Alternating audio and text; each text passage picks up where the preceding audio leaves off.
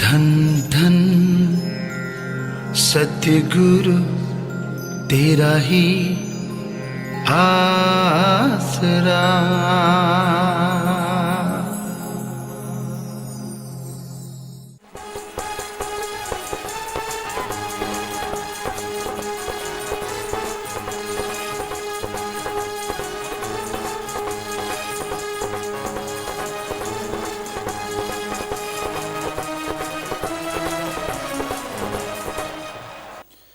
मालिक की साजनवाजी प्यारी साथ संगत जी, सब ठीक ठाक हो भाई सारी साथ संगत जी। मालिक सबको ठीक रखे। सतगुरु अल्लाह वाहिगुरु राम हर पल हर जगह हर समय मौजूद रहता है।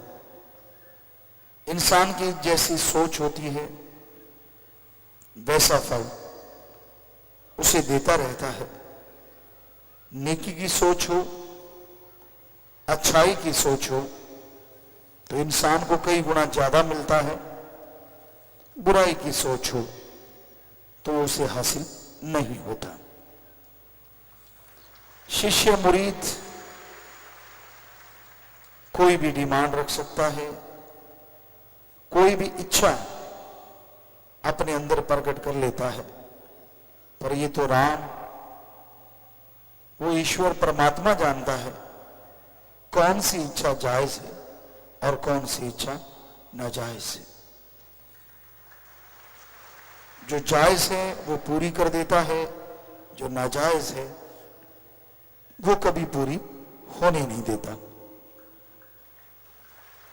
पर कई बार इंसान अपने रास्ते से भटक के मनमते जब चल पड़ते हैं, जो रास्ते उनके लिए बनाए गए हैं, जो रास्ते उनके लिए चुने गए हैं, जब उन रास्तों से अलग अपना रास्ता ढूंढने लगता है या अलग खो जाता है तो फिर वो अपने कर्मों का फल भोगता रहता है।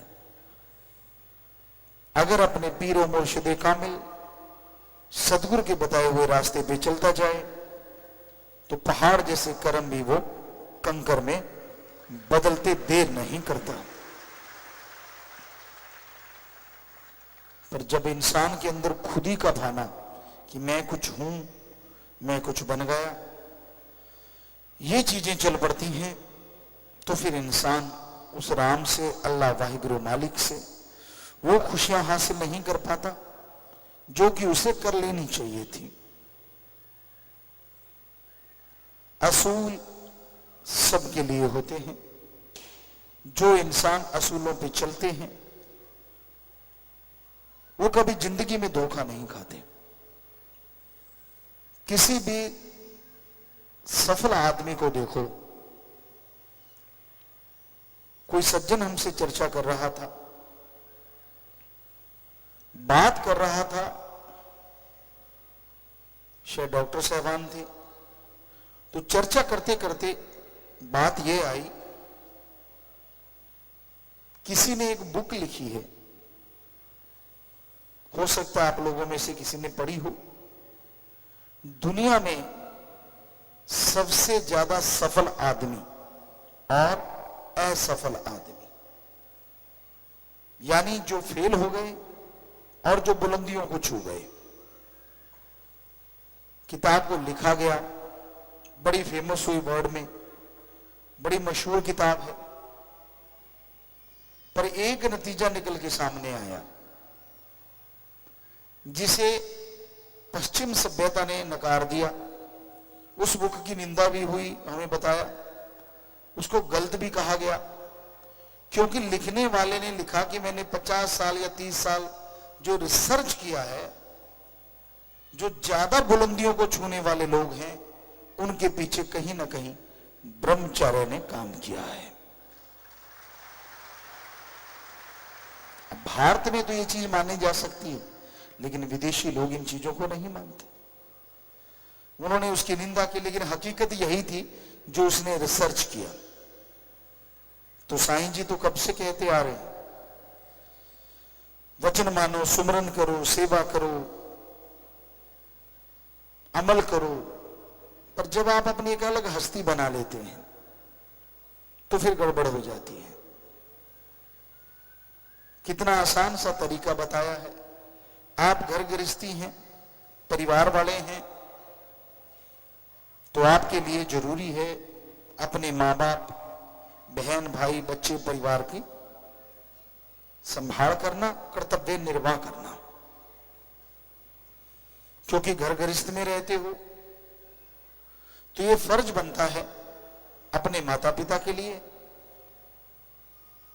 बहन भाई के लिए, पति पत्नी के लिए, बेटे बेटियों के लिए, रिश्तेदारों के लिए उस कर्तव्य का निर्वाह अवश्य करना चाहिए। लेकिन सबसे जरूरी अव्वल पहला कर्तव्य जो हर किसी का है वो गृहस्थियों का भी है, और वो है राम का नाम जपना। और समय दो न दो, लेकिन राम के लिए समय जरूर लगाओ, क्योंकि उसके लिए लगाया गया समय आपके आने वाले समय को बहुत ही अच्छा बना देगा, बहुत ही बेहतर बना देगा, और आपकी मुसीबतें, आपकी परेशानियां जड़ से खत्म होने लगेंगी। परमपिता शास्त्रनाम जी, श्याम मस्तान जी दाता रहबर फरमाया करते, घर गृहस्थ में रहता है तो उसके एक पंख नहीं दो पंख हो जाते हैं। वो सेवा भी करता है, घर गृहस्थ भी चलाता है, गिरने का भी अंदेशा कम हो जाता है, क्योंकि घर गृहस्थ की जिम्मेवारियां, परेशानियां, मुश्किलें कई बार इतनी ज्यादा होती है कि कलोल करने का टाइम ही नहीं बचता, फुर्सत ही नहीं रहती। कबीलदारी ऐसी गल पड़ी होती है, मैंने ये कमाना है, बच्चों के लिए वो बनाना है, अपने लिए ये बनाना है, खाने के लाले पड़े होते हैं, तो फिर वो बहुत सारी चीजों से बचा भी रहता है। दूसरी तरफ त्यागी तो बस भी है।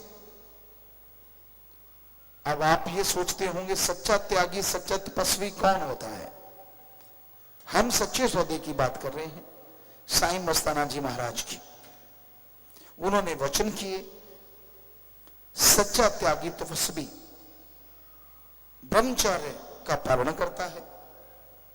नंबर 2, घर परिवार दुनिया त्याग के आया है तो वो उस राम की भक्ति के लिए और राम की औलाद की सेवा के लिए। साईं जी कहा करते, उसके लिए परिवार नहीं और परिवार के लिए वो नहीं।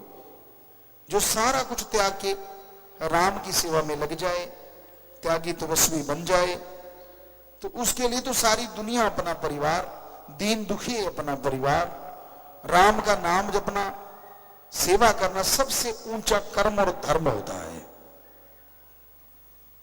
पर फिर भी वो ये ना करे और अपने, उसको लगता है कि नहीं यार मेरा भी फर्ज बनता है, माँ के लिए, बाप के लिए, बहन के लिए, भाई के लिए, फलां के लिए। तो फिर साईं मस्ताना जी ने ये क्यों कहा कि अगर आप त्यागी तपस्वी हैं तो आपका तो फिर दुनिया से है, आपके माँ बाप परिवार को साईं मस्ताना जी खुद देखेंगे, शास्त्रनाम जी दाता खुद संभालेंगे।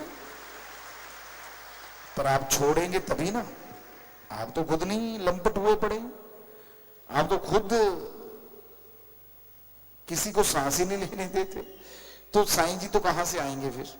वो जिसे प्यार करता है खजाने लुटाता है, पर लुटाने से पहले अजमाता है।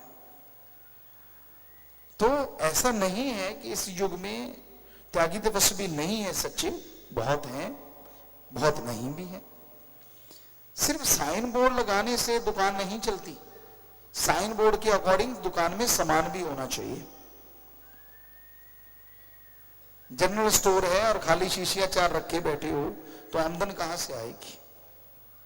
जनरल स्टोर है तो सारा सामान उसमें भरा पड़ा है तरह तरह का, तो लोग भाग के आएंगे, अच्छे रेट हैं तो सामान बिकेगा भी धड़ाधड़। तो उसी तरह जो भी साइन बोर्ड आपका है, गृहस्थी हैं, त्यागी तपस्वी हैं,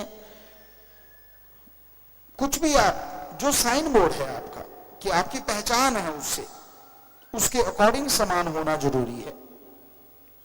पर इन सबसे पहले आप एक सत्संगी हैं, एक राम अल्लाह वाहिगुरु ईश्वर को मानने वाले हैं, जिनका काम दिलों को जोड़ना होता है, तोड़ना नहीं होता।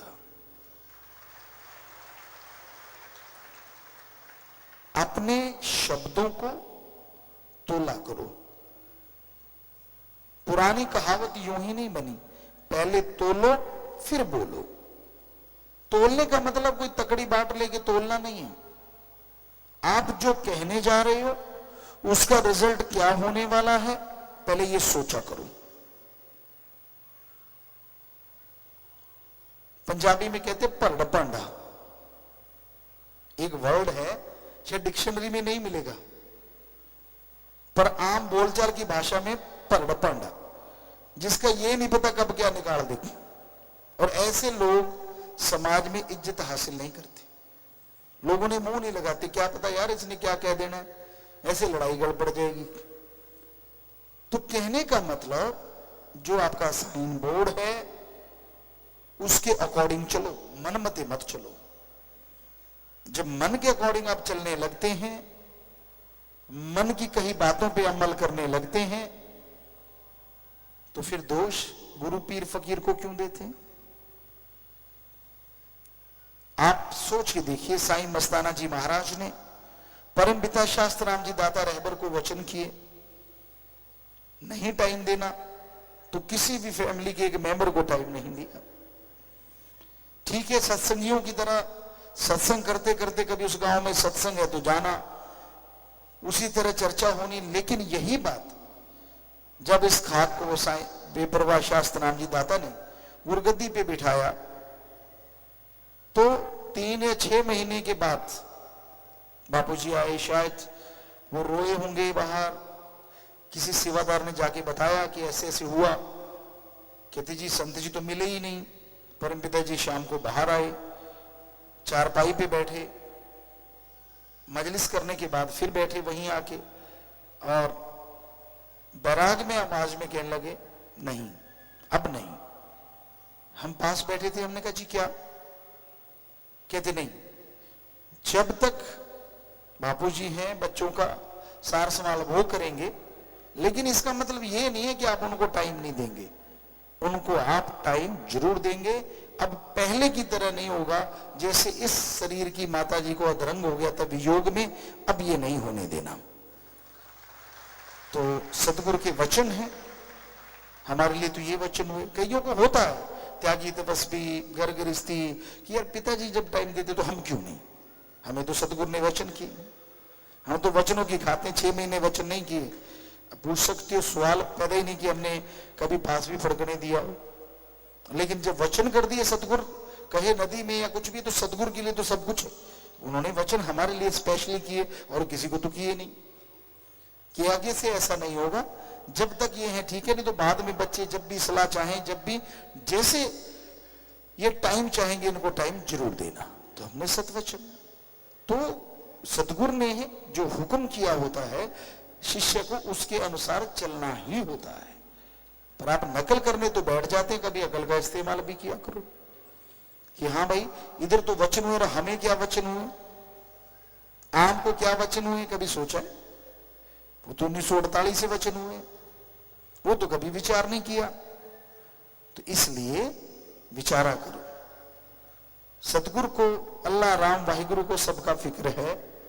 जब आप सब डोरियां उस पर छोड़ देते हो, अरे उम्मीद तो किसी अच्छे धनाड़ की, सरपंच की ले लो, वो बड़ी मदद करने से पीछे नहीं हटता।